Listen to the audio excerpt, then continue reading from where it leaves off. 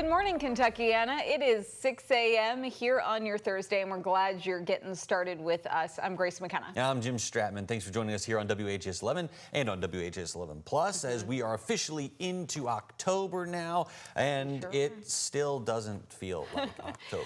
And won't until we get through this weekend. But Matt, in terms of the long-term picture, we'll get to fall eventually. You know, good things come to those that wait. You know that famous saying. So as long as we just keep on waiting out these warmer days, I promise things are going to improve. Things do look better as we head later on into next week. But however, today, still feeling like a fall start. That's how it is going to be throughout the next upcoming days. We feel like fall for the beginning of our mornings, and then we feel a bit more like that second summer throughout the afternoon. So temperatures in the lower 60s right now across Louisville International Airport, upper 50s near Bowman Field, the northeast winds at 5 miles per hour. Temperatures in the mid 50s near Bedford, 52 in Brandenburg, 63 here in Louisville, 58 for you guys near LaGrange.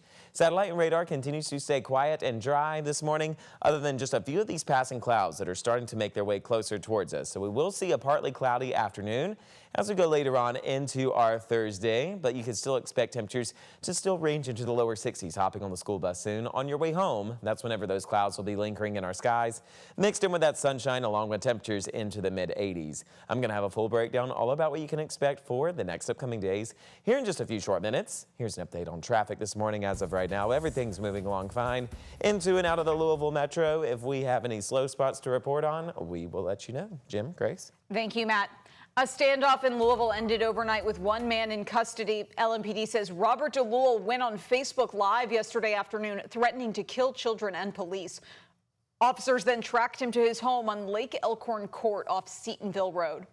A SWAT team responded, and just after midnight, police arrested DeLuel without incident. He's charged with multiple counts of terroristic threatening. The Homeland Security Unit is still investigating. You are now looking at or you will be looking at a little bit later on today at a shot of the U.S. Capitol. Of course, we have that picture behind us right now. Right now in Washington, D.C., the lights are out. It is dark outside, and that's really a metaphor for how this shutdown is affecting us now as we head into day 2 of a government without funding right now. Yeah, millions of government workers, from military troops to TSA security agents, now face the very real possibility of working without a paycheck. The shutdown not only threatens government workers not receiving pay, but potentially losing their jobs. The Trump administration warns that it could begin the unprecedented steps of firing federal workers as soon as today. Vice President J.D. Vance blaming Democrats and warned of mass layoffs could be coming. ABC pressed the vice president on why layoffs would be necessary, since in previous administrations, they've only furloughed workers. Well, first of all, we haven't made any final decisions about what we're going to do with certain workers. What we're saying is that we might have to take extraordinary steps, especially the longer this goes on. Democrats have demanded that Republicans reverse cuts to Medicaid and extend some of the expiring Affordable Care Act subsidies that healthcare premiums, so that healthcare premiums don't rise for millions of Americans next year. As for the negotiations, Senate not in session today for the Yom Kippur holiday. They'll be back in session tomorrow.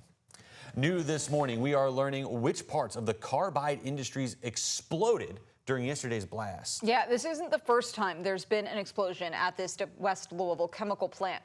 WHAS11's Alex Dieterer and photojournalist Aspen Hester spoke with a woman who lives nearby and says it's time for a crackdown. Explosion. 4400 Belgreen. It's definitely been a problem area. Not the first time fires have been put out at this Carbide Industries chemical plant in Rubbertown. This city has not done its job in protecting the residents who live in this area. The latest explosion at the plant brings out frustration from Ebony Cochran, who lives in the area and is an advocate for environmental justice in West Louisville. All of these chemical facilities, whether they have exploded or caught on fire before, they're a potential for people to die, including workers. PRP Fire Chief Jason Myman assured all employees were accounted for, and no injuries or damage to other buildings was reported. Air quality is maintained to be no threat to the public. Original reports were that the furnace had exploded, and that is not the case. Preliminary investigations found that there was an overflow of product from the furnace that landed on the ground, which they believe caused the explosion.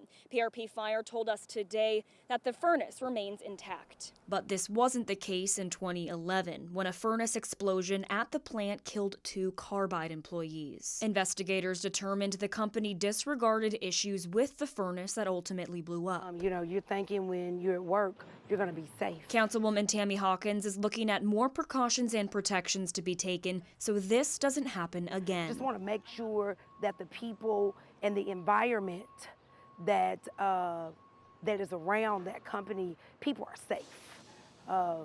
And I can't say that to be for sure right now. An incident that could have been deadly leaves neighbors worried it could happen again. Alex Dieterer, WHAS11 on your side. EMS Director Jody Myman told us trained plant personnel are watching the remaining small fires while they burn out. Myman says there's still no threat to the public or the rest of the plant. Carbide will continue its damage assessment today. A 4th suspect is now in custody in Shelbyville for a murder. Shelby County deputies say they arrested 24-year-old Levi Jones in Nashville on Tuesday, charged in Tim Ethington's death. Ethington was killed on August 19th in the Spring Oaks neighborhood in Shelbyville. 3 others, Madison Greenwell, Rodney Isgrick Jr., and Jeremiah James, are also in custody. A homicide suspect crashed a stolen car and hid in a southern Indiana soybean field. Deputies found him. The Clark County Sheriff's Office says DeMonte Hambright was wanted out of Wisconsin when flock cameras spotted him at a truck stop yesterday. Deputies say when they moved in, he took off, leading to a high-speed chase down Charlestown-Memphis Road. The chase ended with a crash. Hambright jumped out and ran, and deputies tracked him down, hiding in that field. He's now charged with resisting arrest in Clark County, plus that homicide warrant. He's being held in the Clark County Jail. Hundreds of LMPD officers are moving back into downtown, and that could mean more eyes on the streets where you work and shop. The moving in process is currently underway at the department's new headquarters at 6th and Chestnut in the old AT&T building. We spoke with Mayor Craig Greenberg about the big change yesterday. He says that having homicide, robbery, and other major units all in one place will help police work faster. And with hundreds of officers coming and going every single day, the hope is that it boosts both safety and business in downtown. Now, the big change comes as Louisville's police chief just passed the 1-year mark leading the department. WHAS11 sat down with Chief Paul Humphrey, reflecting on his first year. He spoke about reducing Louisville's crime rate, mirroring a national trend. Humphrey says homicides are down 25% and non-fatal shootings are down by 26%. The chief also pointed out an increase in independent patrolling, something LMPD said became less of a priority after 2020 protests for Breonna Taylor. Humphrey told us he's concerned about officers being scared to do their jobs, saying higher-ups have a role to play.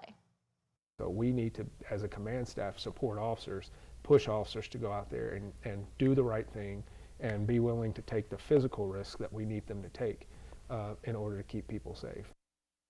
In a news conference Wednesday, Humphrey announced an effort to expand LMPD's force downtown.